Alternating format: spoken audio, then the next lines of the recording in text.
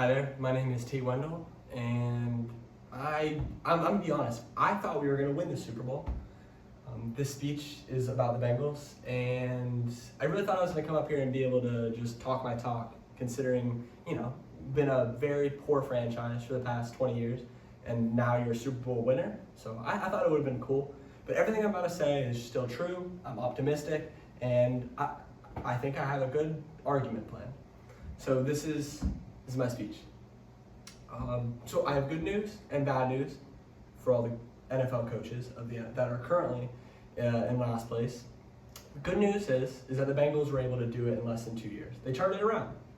Everything they did countered everything they've done for the past 10 years, or even longer than that if you want to say so about spending.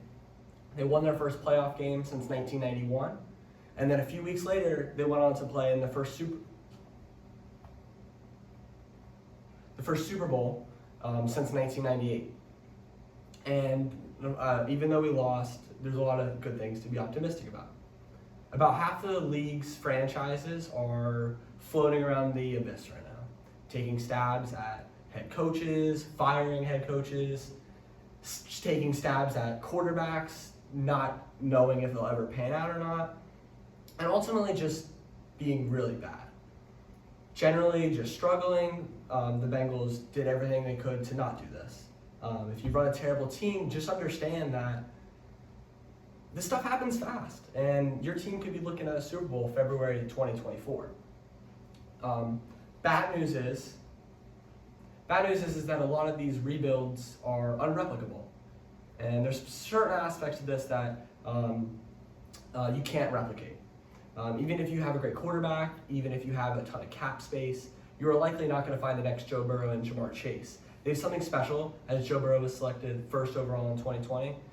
He's Joey Franchise. He's the man. We all saw it if you watched the playoffs. Even though he didn't win, the mentality is unique. It's different.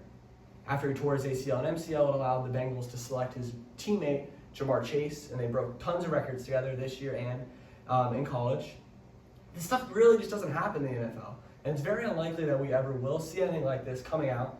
And there are a lot of lessons that the Bengals give that your team can learn from if they are currently at the bottom. This is a cool play I wanted to show. This is Jamar Chase and Joe Burrow. The first play is the same play, but it's for week 1 of the NFL and then at national championship.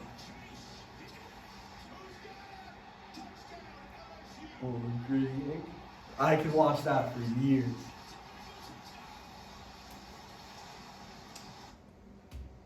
I gotta learn the gritty though. Rich yet underachieving history. We've lost 3 Super Bowls. I know it.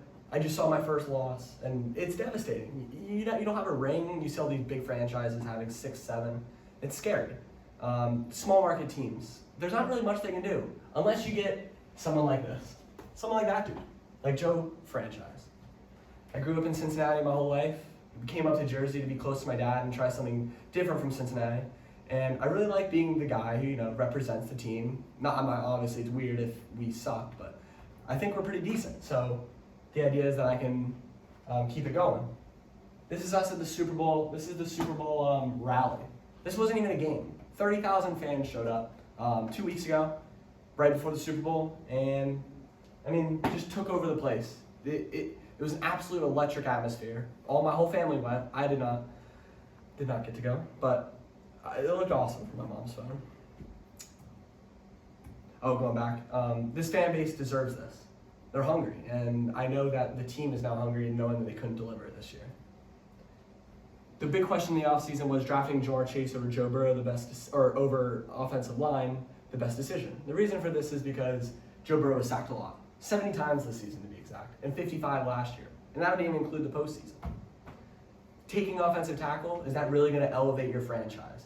The national media seem to think that it'd be totally fine, but deep down I know and you know that if you watch the NFL that Jamar Chase is arguably a top 3. I think he's top 3, top 2. But, most explosive rookie receiver, and he's only 21. He's only going to get better. It was insane. He put up 14.55 this season. Most ever. No one's ever done that. 266 week 17 versus the Chiefs, which is a single game record by a rookie as well.